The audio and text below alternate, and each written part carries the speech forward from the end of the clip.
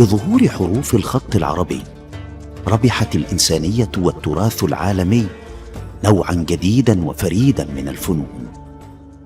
فقد استطاع الخطاط العربي أن يسبق حركة الفن التشكيلي المعاصر في نزوعه إلى التجريد في إبداعاته المتنوعة واستخداماته المتعددة للخط العربي.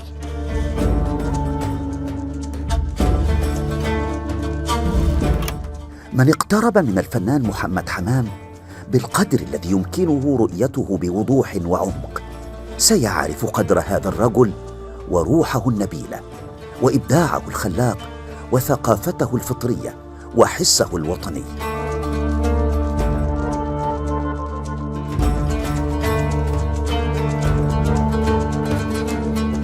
لم يكن الفنان محمد حمام مجرد مبدع لفنون الخط العربي بكافة أنواعه فحسب، فقد برزت قدرته على استخدام كل أنواع الخامات، وتميز بإجادته لكل أنواع الخطوط بنفس القدر من المهارة والمهنية والاحتراف والجمال. لذلك استحق عن جدارة لقب شيخ الخطاطين.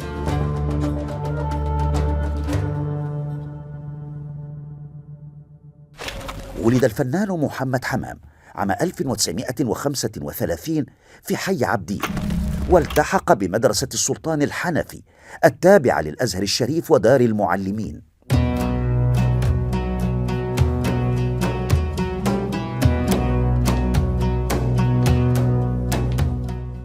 وبدأ في العمل بمهنة الخط العربي وهو في 12 من عمره عام 1947.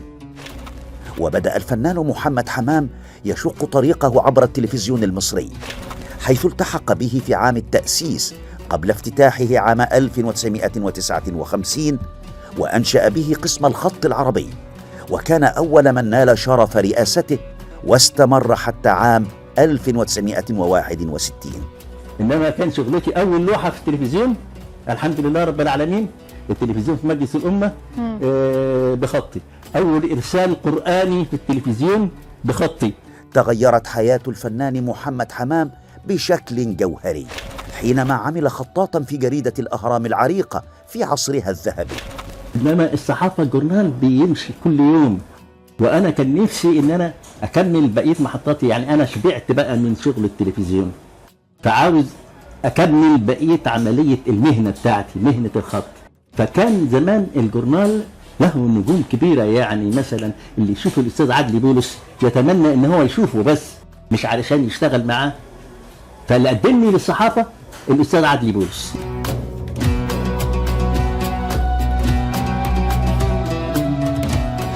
وفي ليبيا أنجز عددا من المهام، حيث قام بتخريج 3 دفعات بنجاح، وأنشأ معهد ابن مقلة للخط العربي.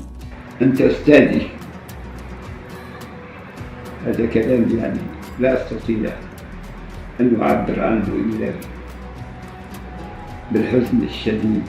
الحمد لله عملنا مدرسة في ليبيا، أنا رغم عجزي دهوت إنما بروح المدرسة لابد علشان أدرس.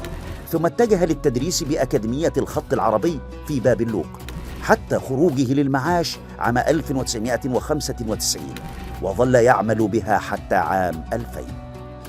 وكان عضواً بارزاً في اللجنة العليا لملتقى القاهرة الدولي لفن الخط العربي على مدى الدورات ال4 الأولى.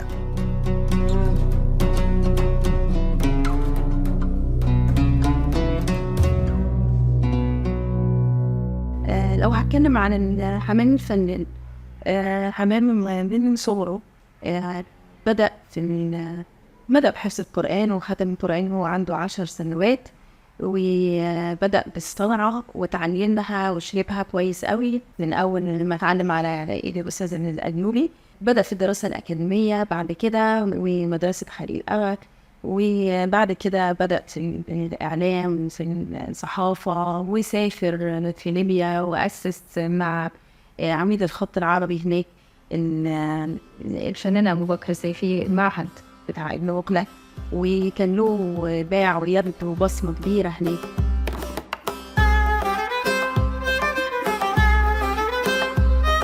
ونال عدة تكريمات في مصر والخارج.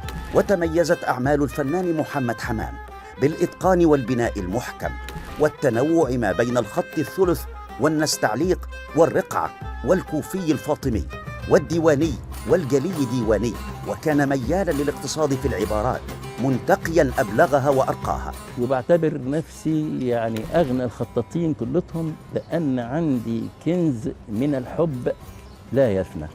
وإذا كانت هذه الدورة التاسعة من ملتقى القاهرة الدولي لفن الخط العربي تحمل اسم الفنان محمد حمام، فهي رسالة من الملتقى تؤكد أنه حاضر دائما رغم الغياب.